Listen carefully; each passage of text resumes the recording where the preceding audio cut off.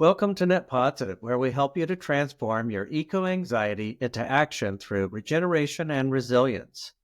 In today's episode, we'll explore the intersection of regeneration, business, and community impact with Arnie Didier, CEO of the International Mass Timber Conference and co-founder of the Forest Business Network. What does it take to create a successful business in the forestry space while growing collaborations and innovation in an ever-evolving industry? We'll find out from Arnie, who has been involved in the forest product industry for nearly 40 years, helping to shape the mass timber movement and advance sustainable forestry practices. His leadership has played a pivotal role in connecting industry professionals, growing the market for sustainable wood products, and championing the future of mass timber. Your key takeaways for this episode are building a strong business foundation, why having diverse leadership talent is critical for success, the power of work ethic, staying committed in a rapidly evolving industry, and giving back to the community, how generosity and support always come full circle. Let's explore the world of mass timber, sustainable forestry, and the future of regenerative materials with Arnie. Welcome, Arnie. Hi, Richard. Nice to see you again and looking forward to our conversation. I am too. Now, the International Mass Timber Conference is shortly upon us at the end of this month of March. Tell me a little more about the International Mass Timber Conference, if you would. Sure. Yeah. So it's March 25th through the 27th this year. It's hosted at the Oregon Convention Center.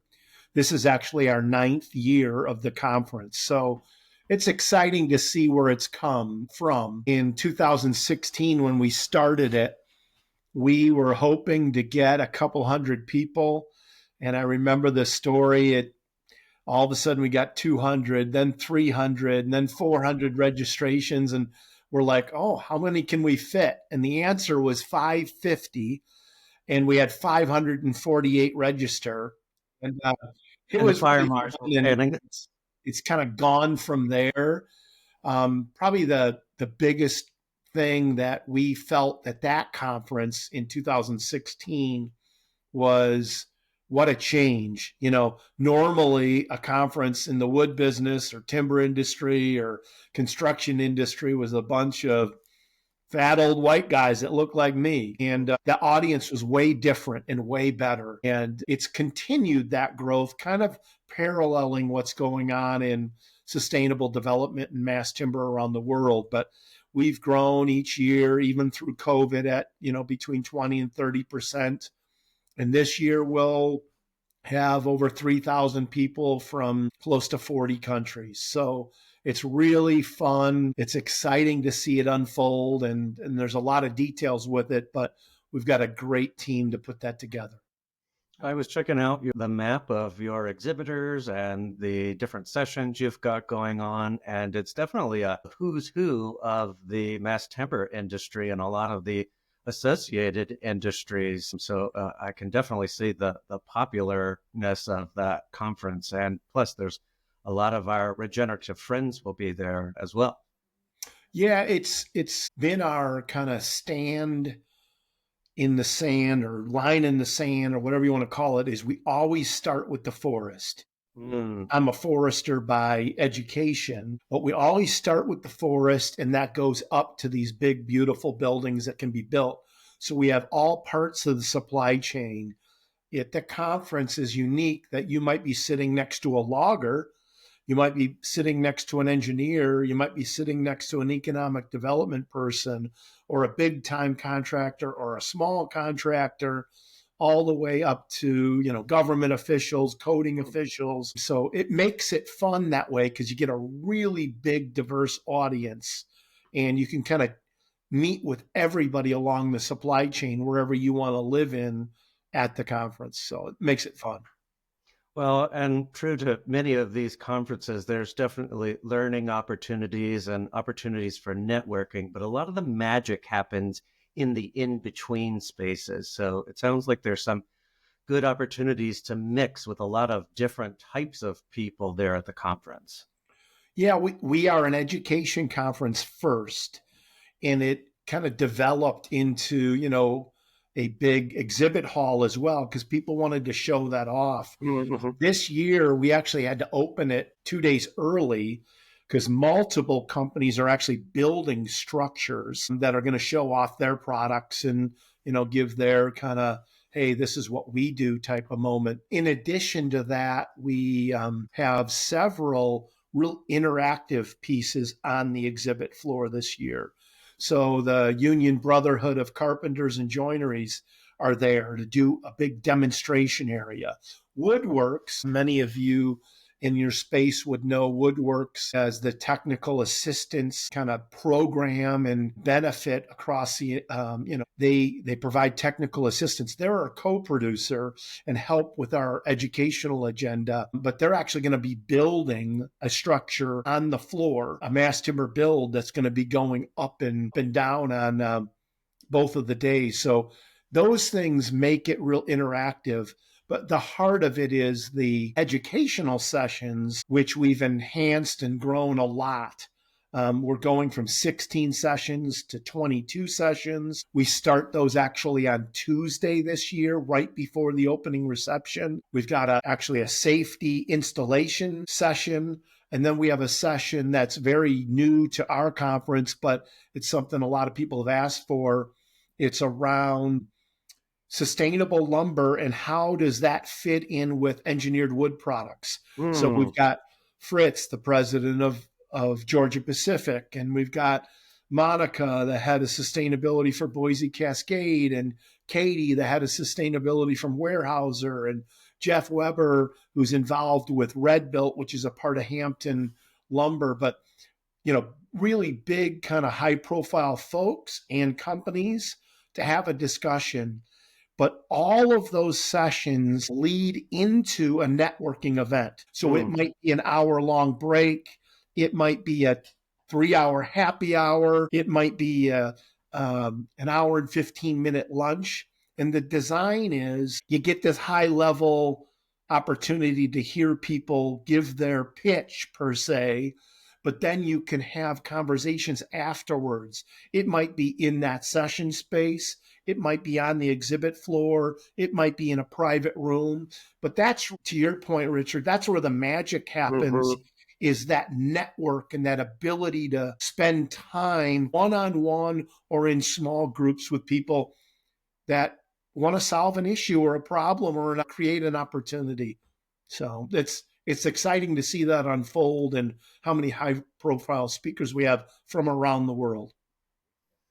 Well, and you've mentioned a lot of building items here. You're building community, you're building your conference, you're building opportunities to educate and explore. But speaking of this, I'd love to find out a little more about how you've built up your business in the forest industry and what it looks like with partnerships. Yeah, so it all starts with your core team, right? So I have the privilege of being a business partner with a guy by the name of Craig Rawlings. Craig Rawlings, he wouldn't mind me saying this, is 73 years old. He's been in the sawmill and forest industry for over 50 years. His family has built multiple sawmills across North America. His father invented a product called the Rawlings Wood Hog. And for those of you that don't know what that is, it's like the first thing that happens at a sawmill. And if you think of a giant like chipper, so these logs go into this giant chipper, which are still being made. His brother John runs that company still. They ship those Rawlings Wood Hogs all over the world. But Craig is a unique individual in that he's a mentor to hundreds of people in the industry. He loves to give his time to people, entrepreneurs in particular. He started and sold and bought and sold multiple companies, but he's become kind of that new term, the influencer around the world. He's real interested in social media. He's really good at it, and people just like where he comes from. My other business partner, Tom Waddell, is a brilliant person comes at it from a different perspective. He's a marketing and kind of technological expert, Okay. multi-talented, workaholic, Mm, crazy. The three of us kind okay. of founders of the company look at it a lot differently, but we look at it the same. And it's been a treat. We've been in business for 17 or 18 years now and have done a lot of different things. But in general, we have a newsletter that goes out. We have a report, the International Mass Timber Report, that goes out. In the past, we've done a lot of consulting kind of things in the industry, all parts of that industry. And then the big media outreach is our International Mass Timber Conference, which prior to that was called the Small Log Conference that was hosted in Coeur d'Alene. So it's really come from a real industry specific event of what do we do to help forest be healthy. And Mm, part of healthy forest comes from managing it properly. And it's a big part of what we talk about always at the conferences. And that's the starting point, the forest health. And then how do you provide great products utilizing small diameter timber that produce these beautiful buildings? So mm. really that trajectory started 17, 18 years ago. And Craig and I both live in Missoula, Montana, and Tom lives in Portland, Oregon.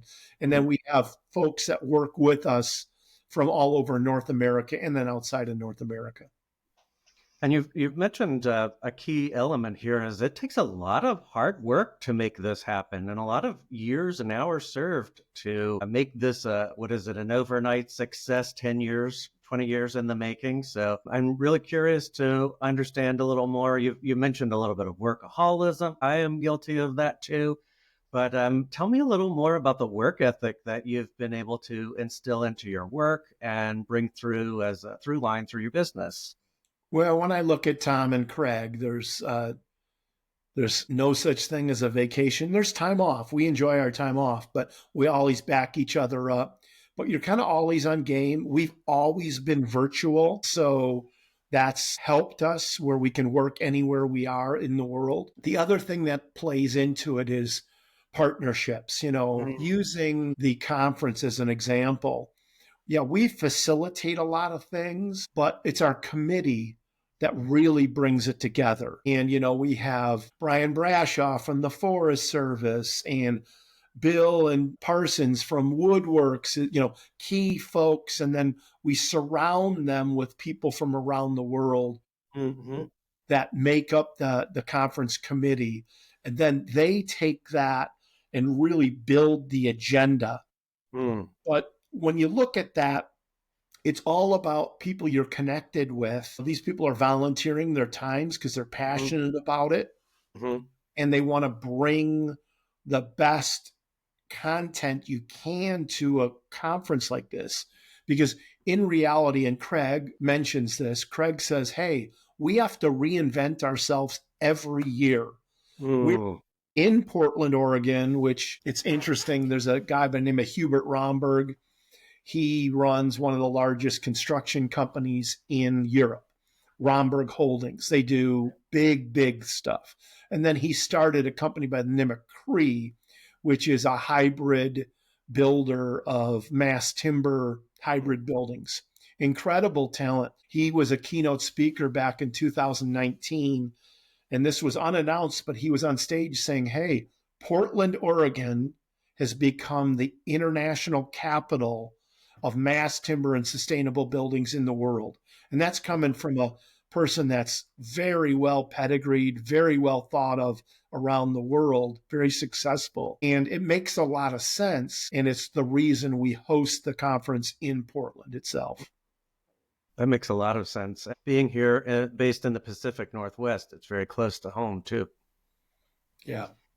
Now, you've given a lot of good examples of building and of your community, but I'm really curious to find out more about that community that you've got and how you're working there in your community with support and education. Yeah. So When you look at the community of sustainable buildings, right, and sustainable building practices, as you know well, one of the biggest opportunities for improvements in building practices is to look at building materials itself. And that community stretches out from concrete folks to steel folks to wood folks and everything in between. And I think what we're all realizing is working collaboratively with all people at the table and all kind of parts and pieces at the table makes the most sense. But some changes can really have a big effect. And wood products in general, just because that's what I'm familiar with, are pretty impressive. And I guess I'll just go back to something that happened on stage one year. Mark Wishney, who was at the time the head of Forestry for the Nature Conservancies, he's doing something a little bit different now, but very passionate, smart player. He was on stage with Michelle Kaufman from Google and David Ramos, who built the Adidas building in Portland, Oregon, which is all mass timber. But he gets up there and, here's a guy from the Nature Conservancy. You're thinking, oh, trees, what's he going to say? And, you have these perceived notions. And basically what Mark goes on that floor in front of the General Assembly says, hey, we're not opposed to cutting trees. The biggest thing that we don't want to have happen is you cut trees and you turn it into a parking lot. Well, that resonates with us. And then you take that a step further and the Google folks are like, hey, we're renting our buildings, but we're going to build our buildings go forward, and we want to build them in the most sustainable way. Mass timber is one of those ways to build and come out with a building that's beautiful, that's cost competitive, that embraces that biophilic kind of feeling inside of a building, resonates with the employees and the visitors of that building. And that makes a lot of sense to me. And then you had the folks at Adidas, and they said, well, we build buildings to attract talent. And I couldn't quite figure that part out. What does mass timber have to do with that? And basically what they said was, look at the beauty of this building. And then you have an opportunity to show that to the best PR people, the best salespeople, the best designers, let alone maybe the next LeBron James of the world or whatever that's going to come through Adidas's door. And they see that, and then that story that they can tell about the sustainability of the building that was being built. Very powerful. It's a very powerful story. And in the end, it starts with the forest and goes all the way up through the supply chain to these beautiful buildings. I would imagine that's got to be very satisfying to put a lot of work and effort into this story and telling this story, and then to see the story be adopted and to grow, and to see that it makes business sense to make beautiful places. Yeah, it's fun to see it unfold. And something that we talk about a bit is people ask about mass timber and how much wood's being used and this and that. When you look at mass timber as a whole, of all the fiber being used, and I'll just say in North America, it's like 2%. But it gets 99% of the press. Oh, wow. So what's interesting about that is the timber industry has a great story to tell, but who's going to believe them?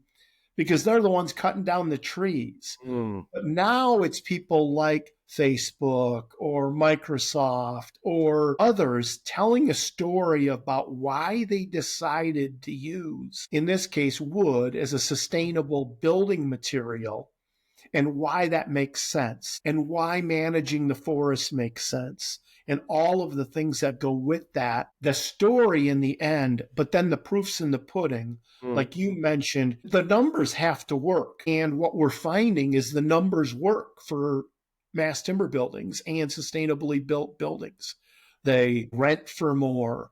They're built way faster in a lot of cases. They have a way to allow some unique things to be done in the building so that you can open it up and create that environment that a lot of people want to work in. So that all kind of encompasses that. We didn't know that was going to happen, but we're really satisfied to see where it is today and where it's going forward. It's really tremendous. Wow. And actually, that's a perfect segue into our next segment too, is to talk about your personal path, how you got to where you are today. Would you take us on a brief journey of your professional and personal pathways, Arnie? Was there any sort of moment that you knew that sustainability, if not regeneration, was the topic that really spoke to you and your career? Well, I grew up on a farm. I'm Mm, a farm boy from northern Illinois. I'm blessed to be living in Missoula, Montana, and I had stops along the way. But, I spent my youth working on a farm and, seeing what that meant. mhm. And then went down to, in my world, I was a little baseball player back in the day and looked at how I was going to take that and play for my beloved Cubs one day. And that didn't happen, but I gave it one heck of a shot. But ended up in the forestry world and wood science, and then got a communications degree, which was kind of a quirky little kind of combination. What's he going to do? Talk to trees or whatever? No, Which he's I do listening. that occasionally for He's sure. talking to you. But what it ended up leading to was, a career in building materials, and Mm, then that took me on my journey. My journey is faith filled. I'm very blessed to have faith is a big part of who I am. I have a wife, Debbie, who I married way up. She's a beautiful heart and beautiful person in all kinds of ways. And I have two daughters, Katie, who's married to Nick, who's in the business, and they have a son. His name is Phoenix, oh, and then another daughter, Emma, and her husband's name is Jared. Basically, that's where the foundation comes from. mhm. But it's also a story is how do I look Katie, Emma, and now Phoenix, my grandson, in the eye and say, am I doing the right things? Mm, And they can say, oh, dad made his living cutting down trees, but he also did this and this and this. I want them to be able to tell the story, and I want that legacy of using what you have in this short period of life to the betterment of the environment, to the betterment of cool buildings, to the betterment of creating a lot of new opportunities for businesses, for jobs, all along that supply chain.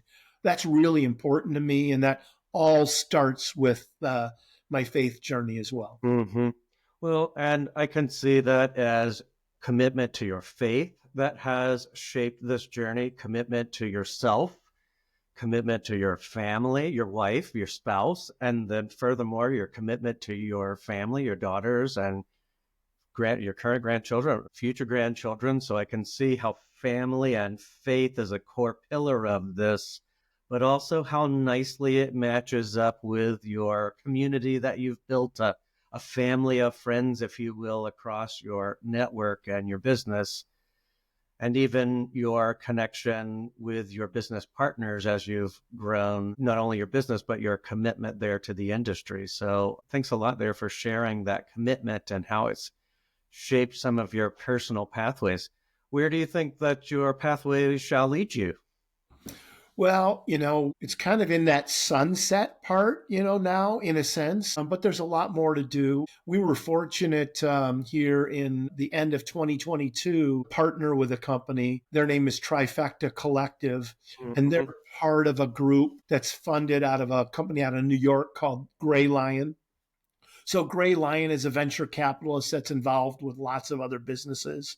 And then Trifecta specifically is in the event business. Mm. We're one of 5 events that they hold right now. Okay. And what's been cool about that is you never know, right?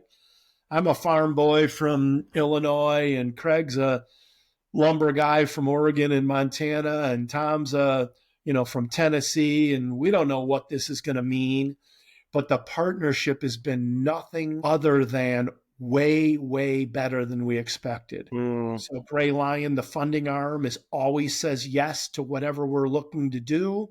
And then Rick and Donna, particularly at Trifecta, just incredible people. They've helped us bring aboard some people that are critical to the success of the today and the future.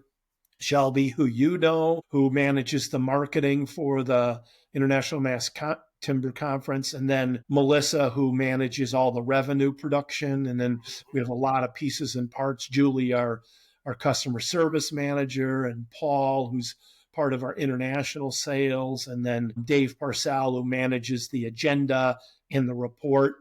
And then we have other folks that are involved in it. But what's been great about that is they've brought in this team of people. They're very interested in growing the conference and growing the footprint, and they have the resources to do that. So they've brought in a lot of expertise. We're a unique conference in that Craig and I and Tom are from the industry. We're not event people. We're not marketing people necessarily, but we've become essentially, the company has become a media company, which seems strange from our backgrounds.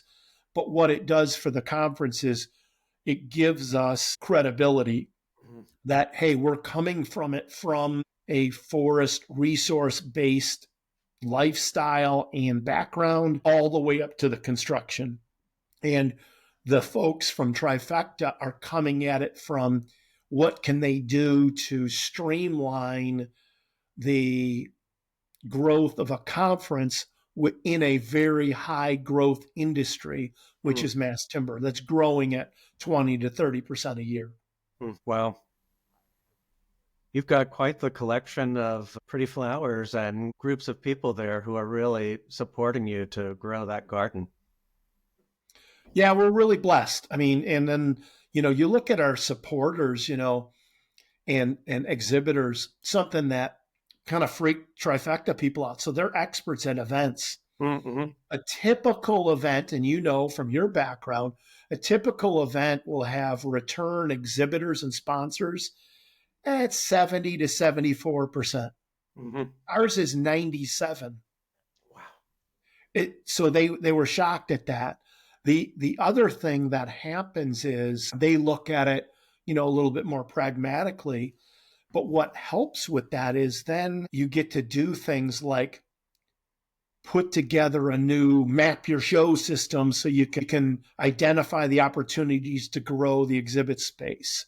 You can do some more sophisticated things with your just registration program, so it's more streamlined and easy. And then when you think about these partnerships and you go through, whether it's going through COVID or going through political changes, what have you, it really becomes an interesting, fun event for lots of reasons.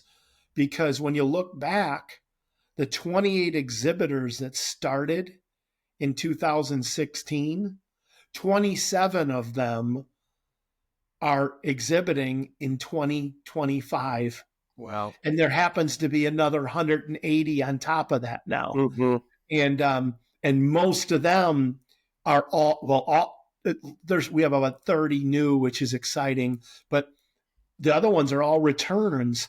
And so you develop these relationships, which in the end, as you well know, Richard, relationships get business done. Networking gets business done. New products gets business done. Real education gets business done. And that's kind of what the conference has become. Not to be arrogant about it, we're very proud of it, but it's just the sense that you get when you go to the conference. And it's all about the business. You got to have a return on investment. Those exhibitors don't come back unless they sell something or create leads or create a network. That's why they come back. Not that it's all black and white, because it's not, but you got to develop business. Otherwise, your bosses or that company's not going to let you come back because it's a big investment. We try to keep the prices as contained as we can, but it's expensive to fly. And I gag when I see a $250 a night hotel. I'm a farm boy from Illinois, but that's reality. It's a lot better than $500 in Vegas or Chicago, and you're staying at a nice place. But the other thing we do that is very unique in the industry, is the food. Mm. My business partner, Tom, is a foodie. Shelby, who's come in, is a foodie. So you don't just get a bagel in the morning, you get a full breakfast. And what a great time to have a meeting. You have this full breakfast, you get to have a business meeting. We don't open the exhibit hall till 9:15 because we have a keynote from 8 to 9:15. Everybody wants to see those keynotes. So the exhibitors get to participate in that. And then you kick off the day with a big break and the education centers. And then you have a really big lunch, a full lunch. It's not just a peanut butter and jelly sandwich, albeit I love those, but you get a full lunch. It seems quirky. It's very expensive, quite honestly, and it's getting more expensive. But we think it's really important because sitting around having a nice meal and a cup of coffee is really powerful. And then, you got the Timber Labs of the world who serve beer at the happy hour receptions or whatever. And that's really part of it too. And then all the events around the conference, there's multiple events that are very cool to go to. And, you just got to keep your energy up because it's Right. coming from a big hose right at you. Come prepared. Yep. Wow, it sounds like a lot of growth there, feeding your body, nourishing yourself, nourishing those conversations and relationships, back to that magic that happens in those in-between moments, particularly around breaking bread together. So there's a lot to be said for that, those community meals and having that together time to let things happen naturally. Yeah, and something we're proud of, and our committee really helps us push this. When you look at an event like this in the construction or wood industry, you typically have 7 to 9% of your speakers and attendees are either people of color or women. Mm-mm. I just looked at it. Our speaker roster is 42% people of color and women. We think that's huge. Right. The other thing, and I can't take any credit of this, but Aaron from Swinnerton and Whitney from Skanska, and then our own Shelby and others that have been involved, they put together an event last year, and it's this year again. It's called the Women in Timber Power Hour. Mm. That is on Wednesday at 5:30 p.m. to 6:30 p.m., which is right after the social ends. Our social is 3 hours because you need so much time in there, which is really cool. We're going to have over 500 people at that event. Wow. It's in the atrium. Last year we had just under about 400. We're going to you have to sign up for it. It's free, but that kind of a thing is really flattering for us to be able to at least present the venue to do that. Mm-hmm. And then they took the ball and ran with it, got some sponsors to help out. We got really, cool things happening around it. Mm-hmm. But that's, to your point earlier, that's when the magic happens. And in this case, a safe, good, fun environment for those folks that want to attend that. It's really a fun thing to see unfold, and we're happy to help facilitate that. Well, I'll bet so. Wow. Arnie, let's step into our next segment here. It's called the Community Garden. And have you ever done the rose, thorn, bud type of conversation framework before? A little bit, but I'm all willing to try. All right. Well, a quick reminder, rose here is something that's really present and blossoming for you in today. It's really fragrant. A thorn is something that has pricked your finger, drawn blood, a problem that you're having. And a bud is something that's hopeful for the future, given enough sunlight and warmth would turn into something really amazing. So the top of this, tell me what's really blossoming and fragrant in your world these days. In my business life, for sure, it's seeing the conference explode and seeing the diversity that's coming to the table and hopefully facilitating great conversations. And, my personal life is just very blessed to have a great family and faith behind that and moving forward. And so I got a lot of roses in my life. I've been dealt a lot of aces. Yeah. Beautiful. It sounds too. Well, those roses come with some thorns. Any problems that you're facing these days? Yeah, the thorns come from worry, which I really shouldn't worry, but you worry about, are you going to be able to produce enough content that's relevant? Is it going to be fresh enough? It was really tough this year. We had about 80 or 90 slots and almost 500 people Oh, wow. applied for those slots. So you had to turn down 400 plus people. That's really hard to do. That's probably the biggest thorn, including, maybe it might be a big sponsor or whatever. We're not a pay for play organization. We don't do that. But you want to take care of your own too, if they want the pulpit. But that was probably the biggest thorn this year, is turning down 400 really Mhm. good international speakers. Oh, that makes sense. I've been there too, and they all have good, high quality submissions. And so it gets really hard to decide when you have those limited slots available. Yeah. Yeah. That makes sense. And then tell me what's hopeful on the horizon for the future. Any buds that you have on the vine? Just huge. Couple of things. I look at Timber Labs, which is a part of Swinnerton, Mhm. literally just announcing this week and starting groundbreaking on a new facility. Oh, that's That's cool. pretty exciting. I Mhm. look at, the opportunities that other companies have created across North America. I look at the relationship that we've built with Paul King, the CEO of Built by Nature, Mhm. and their focus in Europe on sustainable building development, particularly around timber. He's going to be part of a keynote on Thursday morning. I look at that as something that's really budding into growing and Mhm. seeing where that can go.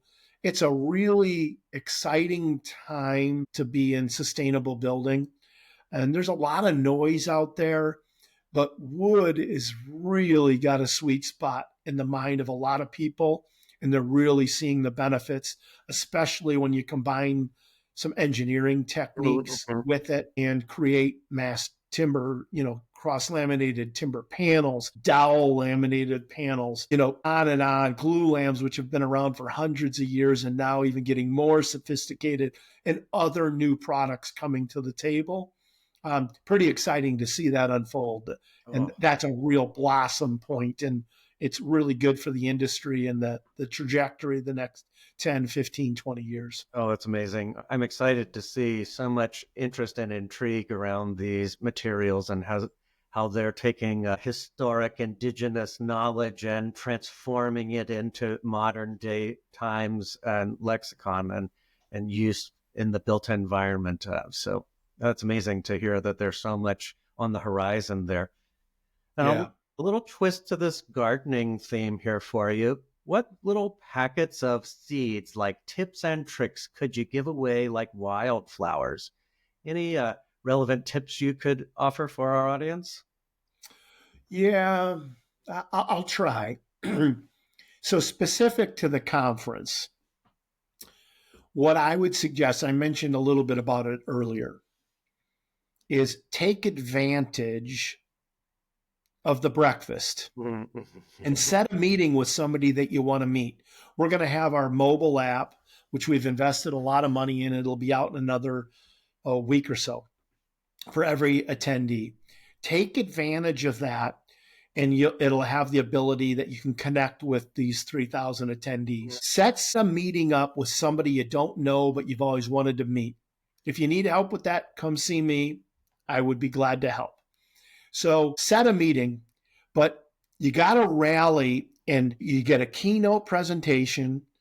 They're both going to be really dynamic, really heartfelt, incredible folks from around the world. So that's a great way to start. And then at you're going to have all these networking events. Go through the agenda. We've done something. We decided to invest. We're gonna film almost every session and record it, Okay. which is, as you well know, is expensive and quirky. And we're figuring that we're doing that this year. But go through spend some time with the agenda. You got 5 concurrent tracks. So you can go to anything like, here, I'll give a new example. We have case studies. So on Thursday, you're going to be able to go to a session and see 5 real projects that were brought to the table that a person has like 15 minutes to talk about. Okay. Or you're going to have in-depth opportunities. You're going to get to hear about the Walmart headquarters in depth, why it happened, how it happened, what they're doing to do it. Who would have ever thought Walmart is spending $1 billion on mass timber at their headquarters? Wow. Nobody, right? So you got to pay attention to it and dig a little deep. Mm. The other thing I guess I would plant the seed on is use your time wisely. It starts on a Tuesday. You got great tours, or you got an opportunity to do a workshop. Mm-hmm.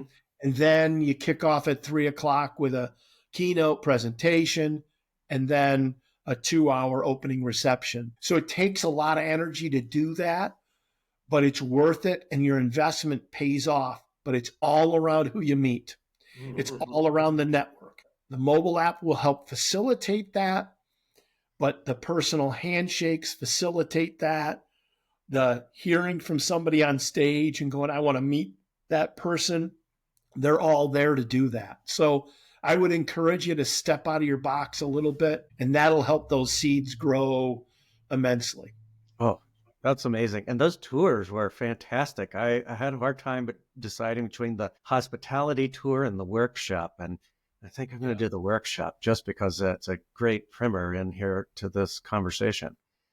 Yeah, if you do that workshop, it's really cool. It's set up Mass Timber 101 to really bring you to the fold.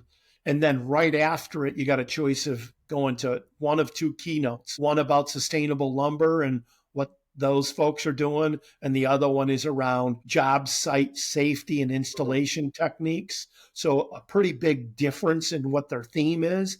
And then you get to go to the reception, have a beer, catch up with old friends, and hopefully make some new ones. Pretty cool. I think for sure. Now, the last question I have in this gardening theme is actually about gardeners and talking about those that have inspired your work, such as mentors along the way, and the other side of that as well, which is who are you helping to grow and to mentor? So, Arnie, who have been some of your mentors on your path? Yeah, probably my biggest, most recent one is Craig Rawlings, my business partner. We use him as a mentorship, and he's fantastic at it. There's a guy by the name of Tom McCarthy that is kind of my spiritual director, I would call him. Okay. Vietnam sniper veteran, all the way up to successful business person to a very strong man of faith. Those two combined have really set that stage. My wife, Debbie, is certainly a mentor to me. I watch what she does every day, whether it's her work with the food bank or taking care of our kids or being there as a good friend to people. Mm-hmm. So I'm very blessed with those kind of relationships. I've had the ability or the opportunity to mentor a few folks. On the business side, there's a lady by the name of Heather Kelly, who is absolutely an incredible entrepreneur. She started a company called Heather's Choice. Okay. They make food for the backcountry. Oh, okay. And she's grown from that. She's been on Shark Tank. She's done all kinds of great things. And actually, I started mentoring her very early on. That's been a fun mentorship. And then some other people along that chain. And so I've been very blessed with that. Yeah, it's really good food too. That's amazing. And actually, speaking of nature, takes us to our last segment here, Arnie. Paint me a picture. What's one of your favorite places in nature? Well, I love being outside. Mm-hmm. I'm very passionate about a couple of things. One is I'm an archery elk hunter. That may not be somebody's kind of gig, but that's my gig. Mm-hmm. So I spend a lot of time, most of September, typically in the woods. And some people think about hunting and they're like, oh, about killing stuff. Well, I've been archery elk hunting for 10 years and I've shot 2 elk with my bow. So that puts it in perspective. So you got to like to be out there. Mm-hmm. I'm doing something unique this summer.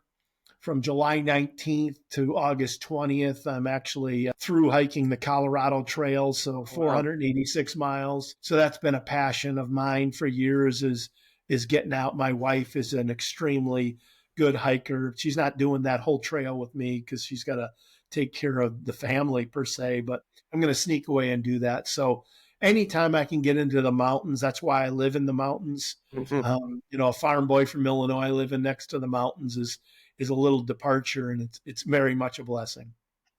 If it's anything like my experience here in the Pacific Northwest, not being natively born here, I never get used to how pretty it is. Mm-hmm. And I can imagine Montana is the same. I've not had the chance to visit Montana, but maybe you'll let me come on a hike, Garrett, with you. Anytime. You're welcome. Would love to have you.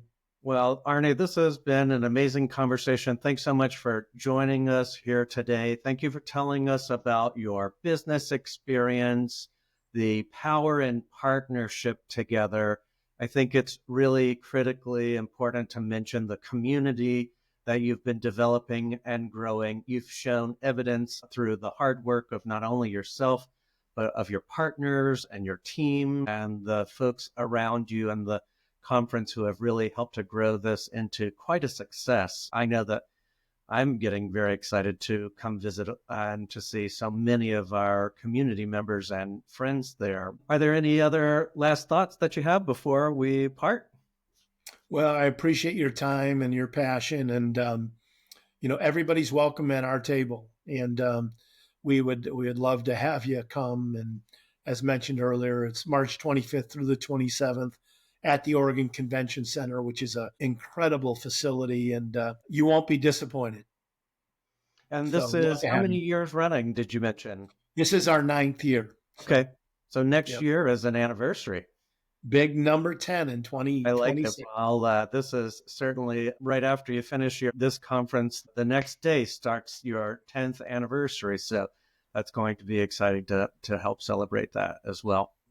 You got it. Well, we'll see you in a few weeks, Richard. Looking forward to it. Arnie, thank you so much for joining us here on Net Podsitive. And remember, folks, big changes start small. And thank you so much. And we'll see you on the next episode. Thank you.